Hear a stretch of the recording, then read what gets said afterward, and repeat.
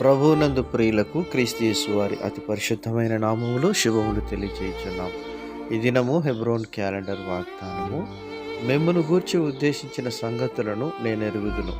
ఇర్మియా గ్రంథము 29వ అధ్యాయము 11వ చరణంలో దైవజనుడు ఇర్మియా ద్వారా దేవుడు తన ప్రజలను ఉద్దేశించి మాట్లాడుతూ ఉంటున్నాడు. ప్రియమైనటువంటి దేవుని ప్రజలారా, ఈరోజు దేవుడు మిమ్మల్ని గురించి ఒక ఉద్దేశం కలిగి ఉన్నాడనే సంగతి మీరు ఎరుగుదురా?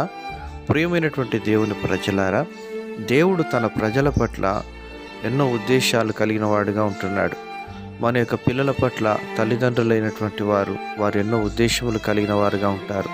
వారు ఒక డాక్టర్గా, ఇంజనీర్గా, ఇంకా గొప్ప గొప్ప చదువులు చదువుకొని ప్రయోజకులుగా తీర్చిదిద్దబడాలని, సమాజానికి మేలుకరంగా, వారి కుటుంబానికి ఆశీర్వాదకరంగా ఉండాలని తల్లిదండ్రులైనటువంటి వారు తలంచిన విధముగా పరలోకపు తండ్రి మనము కూడా ఆధ్యాత్మికంగా ఎదిగి తన స్వారూప్యంలోనికి మలచబడి తన సంఘానికి క్షేమం, అభివృద్ధి కలిగించే విధానంలో ఒక విశ్వాసి వాడబడాలని దేవుడు కోరుకుంటున్నాడు.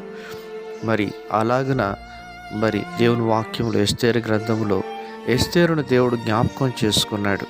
ఎందుకనగా ఎస్తేరు తన యొక్క జీవితంలో తన ప్రార్థన జీవితాన్ని దేవుడు గుర్తెరిగినాడు. ఎస్తేరు పట్ల దేవుని ఉద్దేశంలో సంపూర్ణంగా నెరవేర్చుకోవడానికి ఎస్తేరును దేవుడు ఒక పాత్రగా ఉపయోగించుకొని యూదులైనటువంటి తన ప్రజలను రక్షించుకోవడానికి దేవుడు ఉపయోగించుకున్నాడు. ప్రియమైనటువంటి దేవుని ప్రజలారా, దేవుడు ఈరోజు తన ఉద్దేశములు నీ పట్ల కూడా నెరవేర్చుకొని ఉంటున్నాడు. ఆయన మిమ్మల్ని గురించి ఉద్దేశించిన సంగతులు నీవెరగవు. ప్రియమైనటువంటి దేవుని ప్రజలారా, ఆయన నీ పట్ల తన ఉద్దేశం నెరవేర్చుకోవడానికి ఇష్టపడుతూ ఉంటున్నాడు. దేవుని ఉద్దేశం నీ పట్ల కలిగి ఉన్నప్పుడు నీ జీవితంలో గొప్ప పెను ఉపద్రవంలో ఉన్నట్టు, ప్రమాదంలో ఉన్నట్టు, శోధనల గుండా వెళ్తున్నట్టు కనబడవచ్చును. అయినప్పటికీ ప్రస్తుతం దుఃఖకరంగా ఉన్నటువంటి నీ జీవితం రాబో దినాల్లో మేలుకరంగా దేవుడు మార్చబోతున్నాడు.